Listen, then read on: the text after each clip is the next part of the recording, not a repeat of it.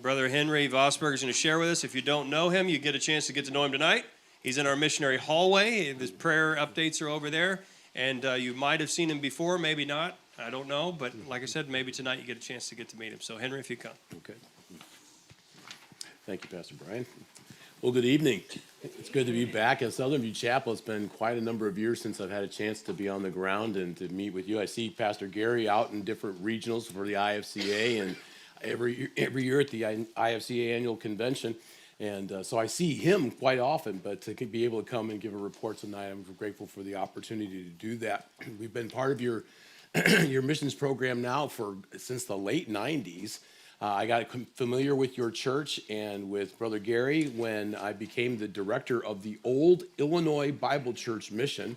It was a mission that was started in the 1950s, and I was already serving as a director for the Indiana Bible Church mission, and then so we were able to graduate the church that I had been planting in Indiana, and then partnered with those two organizations, and we were working together to plant IFCA churches in that way. I see Linda, you were here and you were part of that ministry. You were serving in a financial capacity for the Old Illinois mission.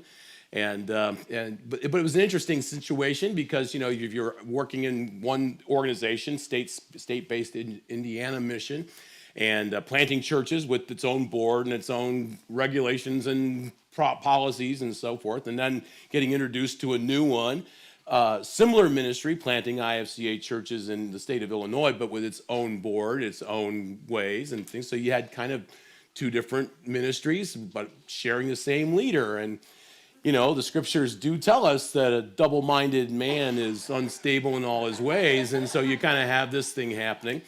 Well, then in the year 2003, the folks up in Wisconsin, the mirrored agency up there, Wisconsin Church Extension, all three of those boards were started in the 50s, but they were state-based, and their director had stepped down, and they asked if I would then become the director for that agency as well. And I said, well, look, if a double-minded man is unstable in all his ways, a triple-minded man is psychotic. So let's see if we can't get you guys to come into a room and sit down together and talk about forming a merge. And the fruit of that merge is Midwest Church Extension. This is my wife, Linda. We've been married 40 years this year, August 4th, 1984, 8484. No way I can ever forget it. So that worked out well for us. And we were supposed to go to Mexico to celebrate our 40th anniversary in September, and Hurricane Helene postponed our trip. So we're still fresh back from that. I still got a little tan going here, so that was good. And right before Thanksgiving, we got back home together, and the Lord's been very good to us and our family. We've got three kids, married to wonderful spouses, the perfect mates for them. They've given us 6 grandchildren so far, and we're very excited about that. And our our youngest son is Lucas, and he and his wife Heather are expecting their first one in February, so we're going to add number 7 here in a few months, so we're excited about that. In addition, this is an anniversary year for Midwest Church Extension. 2004 was the year that we launched under that banner, so we're about if you take the 1950s, we're about 170 years old with only 20 years under the banner. I wish we could all say that we had that kind of experience and that kind of age, but MCE's been wonderfully blessed with opportunities and fruit. So I want to give you a kind of a status report on some of the things that are happening with MCE and let you know what's happening by way of church planting, but also by talking about the ministry of church revitalization. You'll see some of that kind of work that's taking place today where we're essentially replanting churches. But then there are some new things that are taking place as well that I want to share with you about just kind of missions that's stateside. Some of the things part of my report tonight, I want you to really take away from what I share with you is just how cutting edge missions can be. You have so many missionary opportunities here at Southern View. You pray for missions all around the globe. You have global missions represented. Brother Anderson over here, great friend and brother in the ministry, touching lives in other cultures and on a whole other continent. And then right outside our own doorstep, we're seeing amazing things that are happening right here stateside. It's hard to think about the United States as an unreached mission field, but in all reality, it is the case. And there are lots of reasons why, very different reasons why than other places around the world. But the one that makes the common tie is that there are just so many lost people who don't know the Lord Jesus Christ and need the ministry witness that's taking the gospel, that's advancing the cause of Christ to them and sharing the scriptures with them. And so I just want to focus that theme with you tonight. Because I'm a church planter, I'm very focused on the theology that's in Scripture called ecclesiology, the doctrine of the church.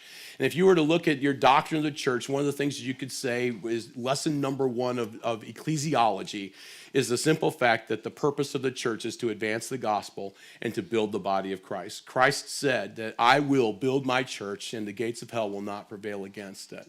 It's been his design to create this body. He is building up that people for his name.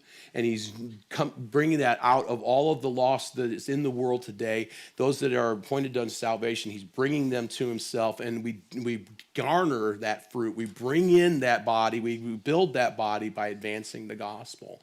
And that's what the church's mission is to be about. And so I want to just kind of show you how we're doing that here in our part of the United States.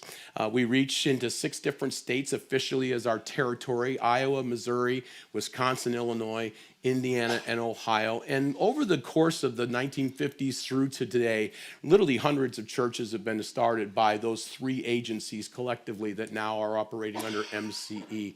And so I would love to celebrate a lot of those stories with you, but I want to give you more of a status report on what's happening in our ministry right now. I wanted to share one story with you. It's actually featured in your prayer sheet, and Miss Ruth, you gave me your prayer sheet tonight, and one of the things that she had asked me to supply you with was a request, and the request that she recorded here is the story of this church. This is called Mexico Riverside Church. Mexico, Indiana is a little unincorporated town north of Peru, actually, which is kind of fitting since Mexico is north of Peru, Indiana. But this little town is about 900 people, and it has a few churches in the area, but this particular church was part of a very radicalized liberal denomination. And it's been part of that denomination for over 100 years. And this church was just kind of an outlying church. They were kind of isolated from the other things that were happening in the world. But then as this radicalized liberal denomination started imposing standards, challenging morality, challenging things that you and I all know are not correct. And I could tell you all of the dirty ins and outs, but just look at the contemporary culture in the last 2 or 3 years. Issues that our country is facing on just a heinous scale, and then imagine all of those kinds of things being forced upon you by your religious leadership. Okay, not just your political leaders, but your religious leaders imposing those kinds of standards and saying that you need to be embracing of these things. And, because it was a liberal denomination, there should have been truths or things that they would have been part of their doctrine that they should have stood on, and they should have been choking on the things that they've been fed by that denomination for decades. They should have been choking on a lot of things a lot sooner than this. But finally, they reached this time where if you believe that you need to have same-sex marriages, and if you need to be embracing of trans situations for ordination, for ministry, and so forth, and having that imposed upon you, then you finally just said, enough is enough. And these folks withdrew from that denomination. However, they didn't so much withdraw from the denomination because they were so biblically informed. It finally just challenged their sense of basic morals. And so this church is in a situation where they went ahead and they divorced themselves from that. They were one of those circumstances where they didn't lose their property, and it's an amazing piece of ground. It's a fantastic facility. But so they had all their assets that they were able to retain. But the one thing that happened to them is that they realized that they had a serious void in their own identity. If they have always been this kind of a church, well, what are we now that we're not that? And if you understand how churches work, you realize that that's a pretty huge void when you don't really know what to fill it with. And who do you connect to? Who do you make friends with? Who do you reach out to? Who can come and preach for us? How do we even find a pastor, which is their situation? They don't have a pastor right now. And so they started to ask around to different people. It turned out that I had been teaching some classes in a neighboring church about 20 minutes away from them, and that some of their people had learned about those classes and they began to attend them. And so they asked if I would be able to come and talk to them about what it would be like to be a church that's independent of a denomination. They didn't come and tell us what it is to be an independent Bible church. That would have been the first language I would have loved to have heard. But they don't even know to ask that question. That's how elemental we're looking at in their development for understanding of what this is to become an independent Bible-believing church. They didn't even know to say those words. And so I got to counsel with them. I talked with them, kind of started to see where are they at in their leadership and what they're really looking for. And they didn't even know how to ask the right questions. So I start gently guiding them. And then I was able to build a little bit of rapport with them, enough to be able to start getting requests to come and visit on Sundays and do some preaching for them. And as I got to know them a little bit more, I began to realize here I am in the middle of the Midwestern United States, and a lot of people will look at Indiana and they'll think it's one of the buckles of the Bible Belt. And here I am doing frontline hardcore missionary opportunity. As I'm interacting with the congregation, I'm beginning to realize, though I'm not one to judge a person's heart, I really strongly sense that maybe as many as half of them don't even know the Lord. They are a church that's filled with all kinds of cultural practice of going to church and good things and almost a folksy, good-hearted Americans kind of a religion. And yet they didn't know that their pew Bibles were to be used when someone preaches a sermon. And as I talk with them about, well, part of you creating an identity is to who you're going to now be, is that you'll want to codify, to formulate your statement of faith, what you believe about the Bible, what you believe about the Trinity, what you believe about the Lord Jesus, what you believe about the Holy Spirit, and down through our standard IFCA doctrinal statement. I would talk with them about that. You wouldn't believe as the eyes start glazing over, not knowing even the language that I was speaking. And I gave them a sample of a statement of faith. They looked at it, they looked up, looked at it, looked up. They didn't know what to do with it. And I was able to see very much how here are some sincere people, but there are also people, and I believe there are Christians, there are true born-again Christians are in that church, and yet not trained, not exposed to truth. So just think about what it is to talk to someone who just has a completely pagan background, yet has always been under an umbrella of Christ, under an umbrella of a cross, and yet almost a completely pagan background where they have never been trained standard language that you and I just, we breeze right through it because that's just how we talk. That's just our norm. That's our language. That's who we are. And so they're now starting to see the difference in an identity of being a Bible-believing church and what that is like. They've got a long, long way to go.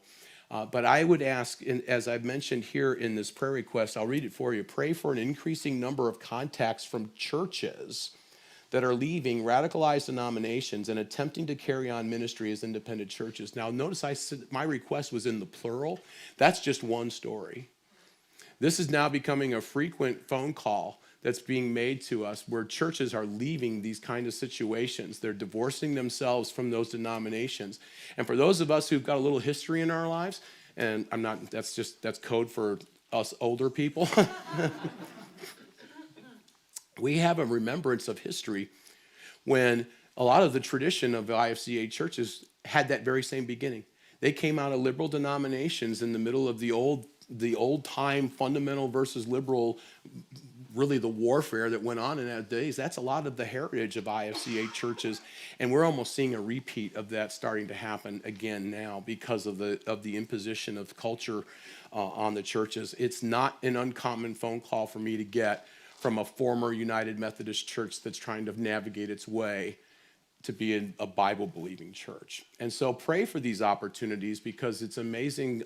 It's amazing to see how cutting edge a missionary component can be right here stateside. It would not be surprising to me to think that there would even be someone very near to your own geography here, that some church would be navigating some of those issues. So be in prayer for us as I lead them. They were looking at possibly calling an interim pastor. I don't know that that's going to take place.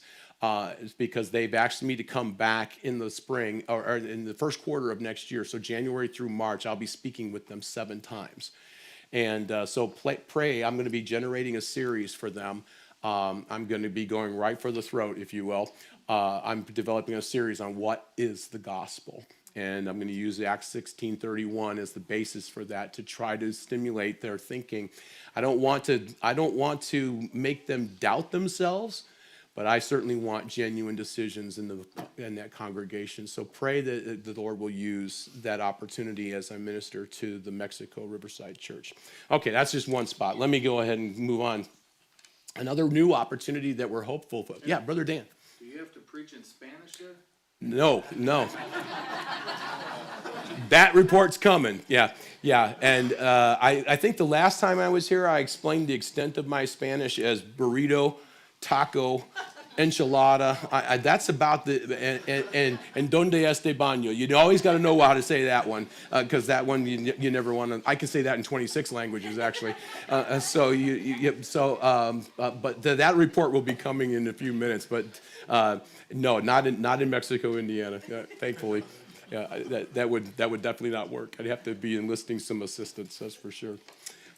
Down south, in actually a state that we don't technically claim as territory, but it's a ministry that's not too far off the border, and that's Elizabethtown, Kentucky, is an area that we're looking to see something start. We were hoping to see an actually new church in that community begin this year, but we were not able to see that take place.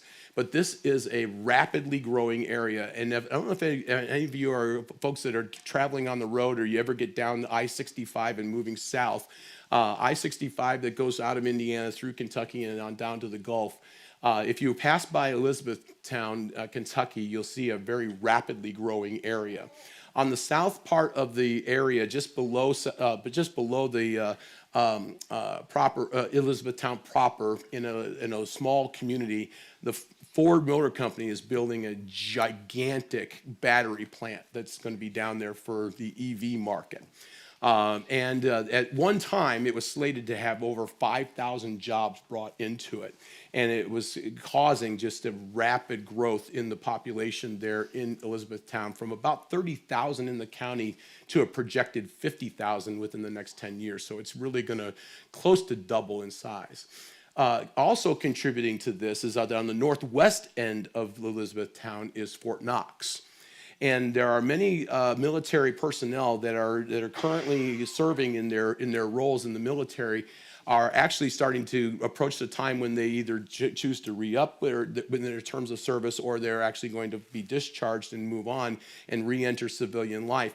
Well, the military has a program that if a person is choosing to re-enter civilian life, that if they're staying in the area where they're at, they will actually pay a company for 6 months to train a soldier who's getting ready to move into civilian life, to prepare them for a career as they re-enter, to kind of ease and kind of grease the skids into a new life. So part of your tax dollar is actually funding for the re-entry of life for these folks. And so it's a quite attractive program that the military is providing. Many of the folks that are taking advantage of that are actually getting jobs at places like the Ford Motor Plant, as well as other places around in the local economy there in Elizabethtown. And it's causing just a huge growth opportunity there in that community. We do not have an IFCA church anywhere near Elizabethtown, and we'd love to see one brought there. So just picture, if you would, a Southern View chapel that could land at Elizabethtown. That's exactly what we would love to see happen there. So pray that we'll have an open door for that in that particular community. One of our exciting works is Good News Bible Church. This is a church that we opened up in Green Bay, Wisconsin. It was an interesting challenge for me because I grew up in Chicago, and to actually root for a Packer community was really hard.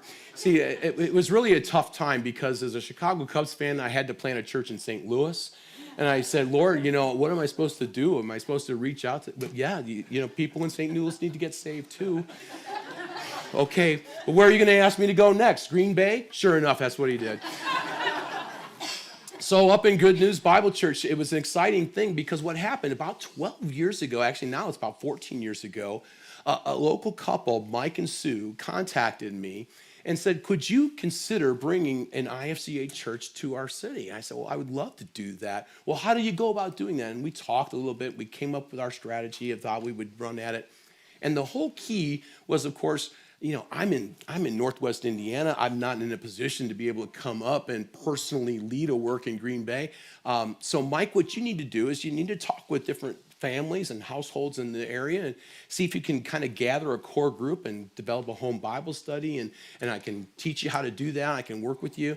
And that got a little traction. But every time that Mike would then start to approach them about moving from just having Bible study in the home to actually becoming the seeds of starting a new church, it would just close off the relationship. Whatever it was, that was a line that he wasn't able to cross with them, and then that just disbanded those relationships. He rinsed and repeated that approach several times over 12 years. I never heard another word from Mike until, again, 12 years later, which was now 2 years ago. And he came to me and said, I don't know if you remember me. We met at a truck stop in Oxford, Wisconsin. We talked about church. Yeah, I remember you, Mike. What can I do for you? And he said, we need a church up here. And then he told me that story. And I said, well, Mike, I don't know what else to do. I guess, the only thing I know to do is to reverse engineer a church plant, and let's just open services and see what we can do. And maybe God will send us a core group. And that was the strategy that we employed, just kind of casting hope to the wind and asking God to respond. And that's actually how it worked out. I met with Mike in March. I went to the Wisconsin IFCA regional pastors meeting. Excuse me, you can tell I'm fighting a little cold. So just fist bump me, don't shake my hand tonight. So I went to the IFCA regional and I said, look, gentlemen, this is happening. MCE is going to sponsor a new church opening services. And what I need is I need some resources, financial resources, but what I mostly need is I need a roster of guys that are going to help me to fill the pulpit from September through New Year's. And within just a couple of weeks, I had the entire slate scheduled. All the guys were willing to throw in and help with that effort. And then about 6 weeks later, it was early June, I would imagine, I got a contact from someone who had just had finished a ministry in southern Wisconsin, and his wife and her family had roots in Green Bay, and they moved back to that city. Pardon me. And so he said, look, I'd be glad to throw in and take a slot or two. And I said, well, wait a minute. If you've moved back to Green Bay, what's the possibility that you'd be willing to do this on a regular basis? And so he prayed about that. And that's what we have now. We have John and Stephanie Fallahy. Some of you who might have been involved in different regionals, John has actually spoken in several regionals in the Midwest and actually around the country because he's he's uber intelligent with Logos Bible study software. For those of us in the ministry are familiar with that particular tool that you can have, John knows how to he can make that whole system just dance from morning to night. It is amazing what he can accomplish. And John's very gifted. He's actually doing a PhD work on how to use Logos study software with Southern Seminary. So he's just about done with that particular effort. He is their pastor, and he's now leading that work. And from the very start of that ministry, thank you, Brother Brian, appreciate it. Thank you. From the very start of that work, we've seen a real uptick in the attendance. Right now, they're averaging about 40 to 45 people. They've actually had seasons where they've run over 50, and they're meeting in a facility that's pretty tiny. You can see kind of here a storefront situation. But imagine that packed. This is actually a picture that was taken before everything was gathered together on a recent service. But they're praying for the nation of Jordan in that particular photo. So it's really exciting to see how God is gathering that ministry together. Again, I wouldn't write the textbooks on how to plant a church and use Green Bay as the model, because it's just basically reverse engineered. One of the blessings is great to see is how God is now assembling a family to come together. But that's a good thing, and it's also a bad thing, because one of the things that they have to overcome as a challenge is that they weren't a family that assembled in a common purpose. They have to find that purpose as they're moving forward. And so in the fact that God's assembling a family, that means they're still becoming one. And so you can be praying that they'll find a way to do that and knit together well. So that's the ministry there at Green Bay. This was a church that opened in 2022. And then at the end of 2023, we opened Redeemer Bible Church in Springfield, Ohio. We already have an IFCA church in Springfield. This is the same Springfield that's been in the news, especially during the pre-election weeks that we had leading into it. It's the same community. And we have an IFCA church there, but they had done an evaluation of how well they were penetrating with the gospel in Springfield for the city ministry, and they were evaluating how well that they would be able to do with the gospel coverage in the area. And so they determined that instead of them trying to add on to their facilities, which they've got wonderful set of property, situation on their property, but it was going to be very expensive to be able to build onto their facility to expand. And so they felt it was going to be easier for them to divide and conquer, if you will, to establish daughter churches, to be able to situate them strategically around the city. And the first one that they've done is now been established. It's called Redeemer Bible Church. They meet in the UEC Theater at the edge of town, and it's a fantastic situation. They meet there on Sunday mornings. We've got a great relationship with the owners of the theater. They love that we're there. We're creating traffic for them. It's actually helping their situation, so it's a good you scratch my back, I scratch yours kind of a scenario. And it's kind of cool. You can walk into the facilities, and if you're walking into the front lobby of a movie theater, what are the things that you see?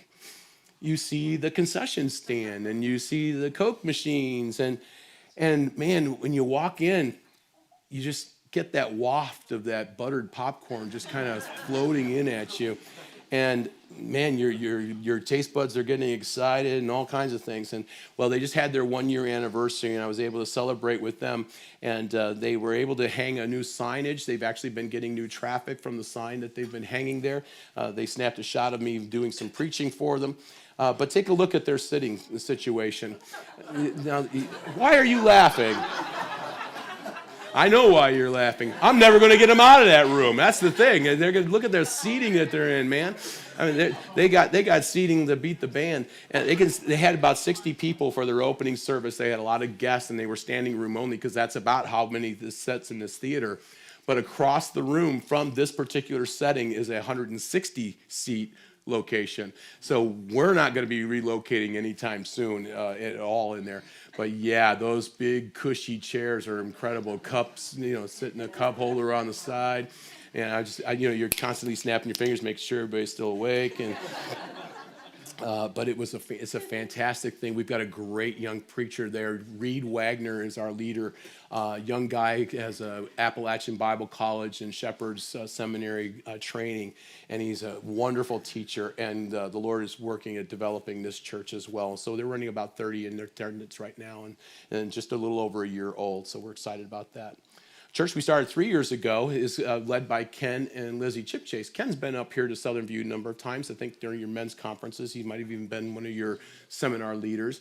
And he's got a good pedigree with that last name Chipchase in the IFCA. Elwood Chipchase being part of our fellowship as well, and that's his grandfather. And they have a wonderful family there. And their ministry is called Pillar Fellowship, and they're located in Jeffersonville, Indiana, which is the community just across the river from Louisville, Kentucky.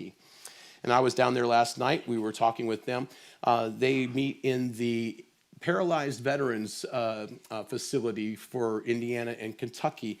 And it's a great situation, especially for their worship. They're a little challenged for education, but they do meet in this particular space, and they do very well. Ken's a gifted singer and guitarist, and so he kind of runs the whole show. He leads their music that way, as well as he's an extremely great quality teacher of the word. Very studious, and brings that to the pulpit, and the folks do eat up his ministry. And so he's very intentional about being able to get out. Pray for this church, because for the first 2 years, they opened up in 2021, which is kind of on the coattails of the whole COVID situation. And people were just starting to come back to church at that time. So the momentum that they had to generate on their own to get started was really low level. And that kind of took 2 years to establish, even to the extent that at the beginning of 2024, Ken and I were having some really heart-to-heart chats about the viability of the work. They were running about 10 to 15 people. They had 8 charter members, and that was exciting to have that done. But they weren't getting any momentum. And the frustrating part about it was like, well, Ken, get out there and hit the bricks. I would never be able to say that because of all of our missionary church planting personnel that I have. There isn't anybody out circulating in his community as much as Ken Chipchase does. And so when you're laboring that much in your field and seeking to get the momentum to get established and not seeing that fruit, it can lead to a lot of discouragement. Or potentially lead to discouragement. And Ken has weathered through that very well. And so we were praying, kind of as almost in slogan fashion, and we kind of adopted it for our entire mission family this last year, was just pray to reach the next household for Christ. Just pray to reach the next household. Don't make it any more complicated. Don't wish for the moon. Just pray to touch the next household for Christ. And when you reach that one, you know what you do? You reload the slogan and you pray to reach the next household for Christ, and just begin to build momentum that way. That's actually been turning things around for this church. They've been able to see some new people coming. And so this year we're now starting to see that rise in the momentum. With Midwest Church Extension, we give about a 6-year term for a church to complete its planting ministry, and they have just now crossed over year 3, and they're starting year 4 at the beginning of the year. So pray for them to be able to see that now that they've established that little upward tick and are getting the right kind of trending. Pray that they'll be able to pick up that pace and see how they can increase that momentum so that they can stay on track for toward an eventual graduation. So we're very happy for the Chipchases to see that their labors are being rewarded now, and it took in the Lord's timing to see that take place. One of the things that we did at the end of the last year was that they had their first church conference that they employed. Another instrument in the hopes of trying to generate contacts within the community. They had it's a well-known podcaster, John Harris, that came down and helped them to do a worldview conference that they were able to host, and the title of the conference was The Road Back to Sanity. It was a great theme, and John really did a great job for us, and those are available online if you were interested in finding out more about what he shared in that time. We continue to provide church health assessment for the churches in our area, our 6-state area. We are always involved in coming alongside churches. And the church health assessment isn't really something that we thought would fit into a church planting or replanting scenario.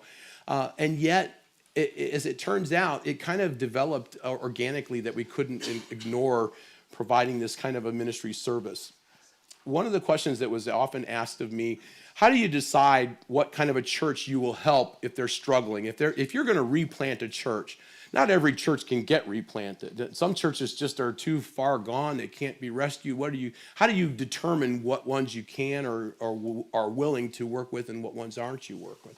And we did develop a system of metrics to help us to figure that out. And we would do some evaluations and interviews. And basically, it was doing church health assessment in germ form. And well, as I began to explain that answer to more and more churches that were asking the same questions, I was starting to then finish the presentation. And before I would leave the facilities, I would have pastors or elders that would come to me and they said, "Do you think that you could do that for our church?"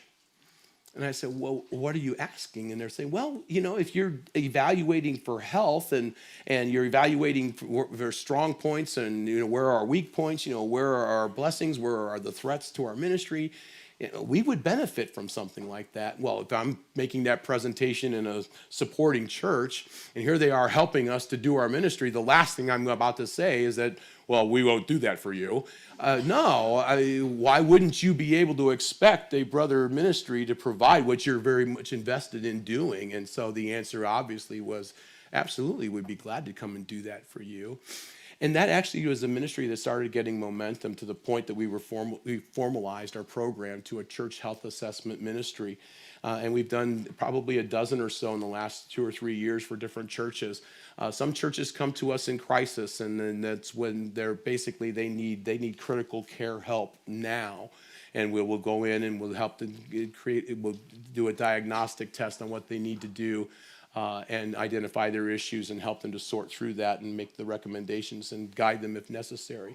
Some churches come to us that are actually pretty healthy churches, but they still want to still want to get a checkup. They want to get a physical. And so they just could say, hey, could you come and show us what we can be doing here to get the help that we need to excel in ministry. And so we do kind of preventive health care in that particular frame. I've got literature about that over here on the top of the piano. You can come and see what more is that ministry is like if that's something of interest to you. But that's been a very helpful way to give back to churches what they've been investing and praying for us about. Another feature since I was last with you is the creation of our residency program. If I were to tell you what our number one issue is, what our number one want is, what our number one prayer request is that we need personnel. There are churches, whether they're established churches or whether they're church plant projects, doesn't matter. Right now, finding men that are willing to come and stand in the pulpit and lead a congregation to serve as pastors and church planting leaders it is just a desert trying to find qualified men to come and stand in those positions and lead these congregations. I know of a dozen churches right now that are without pastors. They're not my church plants. All my current works are staffed, but so many IFCA Bible-believing churches that do not have men. And we need to be able to generate those kind of men. We in our fellowship have probably not done well enough at the 2 Timothy 2:2 mandate of investing in faithful men who will then be able to teach others also. Paul taught Timothy, Timothy taught faithful men taught others. We've got to be doing that. We've got to be perpetuating our faith in investing in those that are going to be the next spiritual generation to come in behind us. And because of that, MCE's ongoing prayer request is send us more church planters. Well, we need to be able to train them. We need to be able to help them to do their ministry. So we've created residency for them to be able to do so. You can kind of see the program in short here on our website, where we have different blocks that are devoted to what we think are the 6 vital skills that if you don't do those skills competently, you're not going to make it. I don't think you're going to make it in any ministry. You're certainly not going to make it as a church planter. And so we invest a training regimen for our church planters to work through that curriculum and be prepared. We were looking to equip not only church plant leaders, those who will go out and help lead a church planting effort, but we're also interested in recruiting church plant team members, people who will come alongside, say, a Chem Chip Chase, and help to expand their ministry opportunities to reach other households. So we've got all kinds of roles that fit in the whole church planting scheme. And part of our residency is to help a person to identify what kind of a guy he would be and where he might be able to fit. And right now we have 8 different residency sites that have agreed with Midwest Church Extension. So you can see they're spread all across our territory. They're willing to actually take on a resident to be trained in their church. So they've got all kinds of scenarios. I've got rural ministries, I've got city ministries, I've got suburban ministries. So any one of those profiles, you don't click your menu item, and we've got a place for you. You want to work with a guy who's kind of really organized. He's administratively minded. He'll steer you and guide you and keep you on track with your curriculum. You need someone who can kind of regiment you. I've got the guy that can lead you and help you with your program. You want a guy that just gets up in the morning and says, Lord, I don't know what you're going to do with me today. I might get called to go out on a call as a state police chaplain. I might be sent over to do a volunteer or a sub teaching. I might be involved in driving a bus. I might get a call to get over to the nursing home. But boy, Lord, by the time I get done with my day, you've used me in so many different ways. And if you want to just ministry by the seat of your pants, I got a guy for you. Okay, I mean, that guy, he is itching to have someone to come and to share the load of ministry, and all points in between. So we've got all of these sites that are willing to do it. I've got the men that are willing to be the kind of the partner trainer that would help us to facilitate that program. I've even got the first steps of scholarship money already garnered to be able to get them started in their ministry. So I've got the resources, I got the ministry labs in these locations, and I've got ministry trainers. You know what I'm missing? The residents to train. So pray that we'll get those kind of contacts. I mean, we wouldn't be able to have a whole system, and now it's like, okay, we've built it, Lord, let them come, because we got it here. So just ask that you would remember us in prayer for that. Our current resident is Juan and Sophia Gill. They are located in Chicago. I'll tell you about their ministry. And this is my Spanish guy. So if I need a Spanish speaker, Juan's my man. Juan was actually born in Indiana, and so Spanish is actually his second language. But his whole heritage, of course, is Mexican. And so what he did is he wanted to learn more about how to do ministry in Spanish. And he interrupted his studies at Grace Seminary in Winona Lake and took 2 years to go down and be involved in a church planting team in Mexico. And his translator's named Sophia. So she was the one, and of course they fell in love, and what a cute couple they are. They look just like that today, too. I mean, it's incredible. They look like they just got out of high school. But man alive, and God is really using them. And so Juan and Sophia are now with us at Summit Bible Church. This is a replant project that we took on in 2009. And I don't recall if I've told the whole story about this church, and I'll make it really short, but it was a completely troubled church. It was absolutely imploding with internal difficulties, relational problems right and left. And if I gave you the list of disorders that were in that church, you wouldn't even think it had a chance. And we have been able to recover that ministry and to rebuild that work. It's taken a long time. But I pretty much had to cut it down to the ground. I even reorganized their constitution and their whole system of polity. I mean, it was really an awful situation that was there. And frankly, it took a long time for the people to even trust what we were doing, because the church is over 100 years old. So to change all those ways and to get them to embrace what we were doing was a real challenge. But if you were to ask them today, they would never want to go back to those old days, because they saw what life was like without. Now they have it without all the trouble. And when Juan came to us and he got started, I was doing some of the typical things that I do as a director. If I'm recruiting a young man, does he have these skills? Hey, Juan, send me some of the tapes or the recordings of what tapes. I just dated myself there. About, I shouldn't have laughed. Sorry. Excuse me. And the recordings of some of the sermons that you did talk about raw material. Oh my goodness, it was almost painful. And his pastor said, I don't know if this guy's going to make it, Henry. If anybody can work with him, you can. I'm going, what do you mean by that? You mean I'm that desperate? I'll take anybody? You're probably right. Give him to me. Let me see what I can do.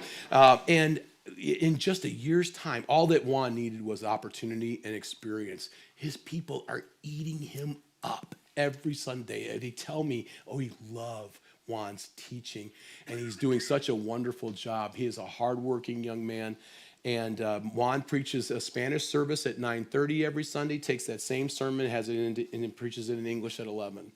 And that's a typical day. They have men's and women's Bible studies alternating on Thursday nights throughout the month. They have a midweek prayer time where both the Spanish and the English congregations come together and they have a common time with one another. It really is two languages, one church in that ministry. And we're so thrilled with how that's developing. Right now, we're getting applications almost monthly. We're running around 60 people, about a 30-30 split per attendance in the services. And it's really an exciting ministry. We've done the baptisms this last year. We've seen people come to Christ. We've seen lots of things. And Juan is not even technically the pastor yet. He's in block 4 of the 4 blocks to complete his residency. And that's how we call it. His title is resident minister at the church. And when he completes his program, we'll be having him go through an actual call to be a pastor at the church. He's going to get a unanimous vote, and that'll happen sometime early in 2025. So pray for that church, Summit Bible Church outside Chicago. A new ministry that we developed, and I'm just about to the end of my report, is called the Coaching Connection. You have done this in your church in starting the ministry over at Jacksonville. You've helped to sponsor and give birth to another church. There are other churches that are out there that are doing this, and they say, well, we don't need this church plant project to actually come under the auspices of Midwest Church Extension, but we've never plowed this ground before. We never navigated a path like this before. Henry, would you be willing to give some advice to our plant leader and or just kind of help them to navigate things? And we had a church in Wisconsin that was actually planting across the state line in northern Illinois in Waukegan. And they said, we've never even started a church in Illinois. What about the legal part of that? And help you navigate those things.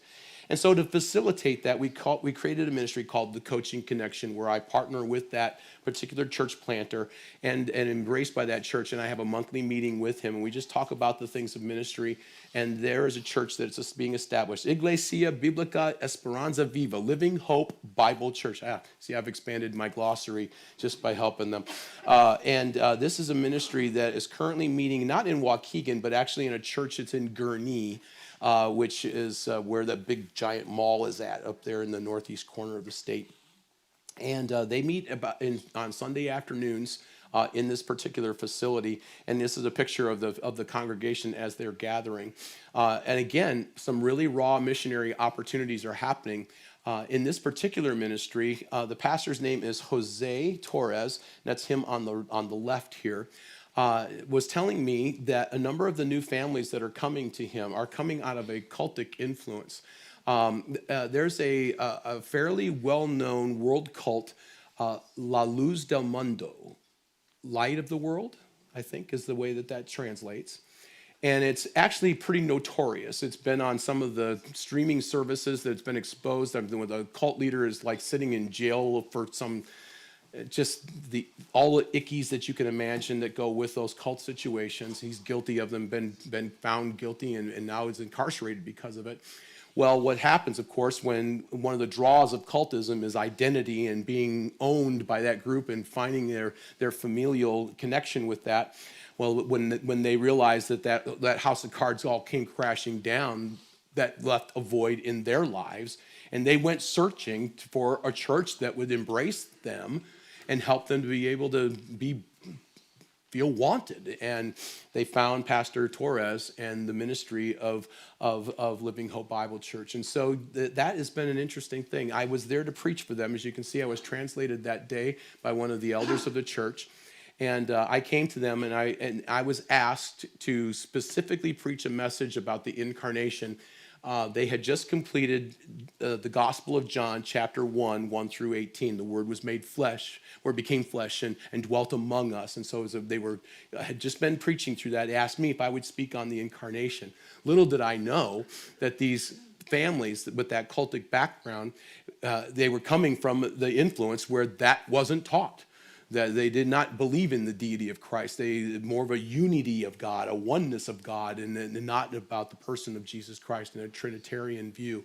And so to actually preach the gospel that Christ was born in the flesh, he lived in the flesh, he died in the flesh, he rose again in the flesh, and he ascended in the flesh. He's coming back in the flesh, amen. And he's going to reign forever in the flesh. At the end of my visit there, I was in fellowship time over a meal with a family sitting across from me, and the mother spoke to me in some broken English, trying to tell me how much she appreciated what I shared because she'd never heard those things before.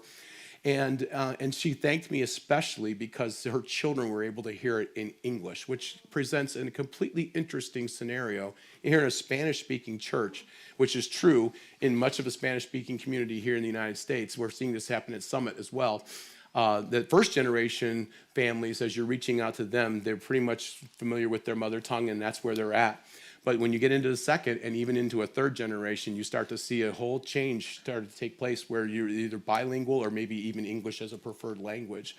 And so it was just interesting to see that dramatic impact of just what one visit in a church was able to do and how it would touch the lives of people in that way. So that was a real pleasure and an honor to be able to share with them that day. Lastly, I want to share with you some IFCA news, and then I'll conclude my report. And part of one of the roles that I serve for our fellowship is as the chairman for the church extension or church planting commission rather. And just in the last few months, we were able to launch what's called the Roy and Elvia Sprague Church Planting Grant. You may not know who that is. Roy and Elvia have been serving the Lord for decades out on the West Coast in the northwest part of our country. And Roy's testimony, he and Elvia are in their 90s now, still serving the Lord. He's an interim pastor at a church out in the state of Washington, teaches a midweek class in a local community, a local assisted community. And Roy is responsible for helping 104 church plants throughout the course of his ministry career. 104, can you imagine? He is a real hero in our IFCA, and a humbler man. If he were here today, he would be upset for me saying that, but it's the truth. And so we created a church planting grant, which will be made available to churches that are trying to start other ministries. If there's a church plant that's going to open, you need help with startup expenses. And if I could just kind of illustrate for you, in the Southern Baptist Convention, they have a program called the Annie Armstrong Fund. And every year, they raise millions and millions of dollars to be able to give. Just on Easter Sunday, they campaign throughout the whole convention. In 2021, that campaign raised $66 million just in 1 year, on one day, to help 2,900 church planters in the Americas. And I can't even count the zeros of $66 million, let alone think that we could come close to that in the IFCA. But if we could at least get a hold of that idea. Every month of May, starting in 2025, will be a church planting emphasis in our fellowship where we're asking churches to consider, would you send a gift for just $1 for your church's average attendance? For every church person who comes to your church, would you send $1? If you're a 300-person church, send $300. If you're 30, send 30. If we were able to do that, we've calculated that we would raise between $20,000 and $25,000 every year to be able then to farm out to those that are starting new ministries around the country. And so if you are interested in knowing more about that, there have been folks who've already contributed, and we're just getting ready to come out in the next issue of The Voice. You'll see the first article advocating for that opportunity. But I also have literature about the Sprague Grant that's over here on the piano. And if you're interested in knowing more about that, I would love to be able to share that with you. Right now, we have raised about $13,000, and we wanted to get to that $15,000 threshold, and then we're going to go public to start offering opportunities for some of those church plants that perhaps are on the brink of beginning, and at least give them some kind of help so that they can get a little boost to show that we really do care about planting churches here in our nation. And that concludes my report. Thank you for the opportunity to share with you. It's been great to visit with you again. Do I have time to open it up for any questions? No. Sure. Okay. Quickly, if there are any questions. I went a little longer than I anticipated, but any questions you might have for me? If not, I'm going to turn it back over to Pastor Brian. Thanks again for your help, and we appreciate and love you all. God bless you.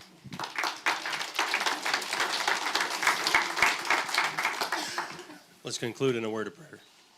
Our Father in heaven, we thank you for the opportunity to learn about churches all around the globe, around America in particular, though, where your word is being spoken, where your truth is being broadcast. Lord, may we be encouraged in our faith. May we pray for fellow saints and fellow works that are going on around this country. Lord, help us to be mindful of the needs of others and of the opportunities that exist. May we be excited about the work of the gospel going on. And Lord, may we also encourage our brother here, Henry, as he presents these things to us tonight. We pray in Jesus' name. Amen. You are dismissed.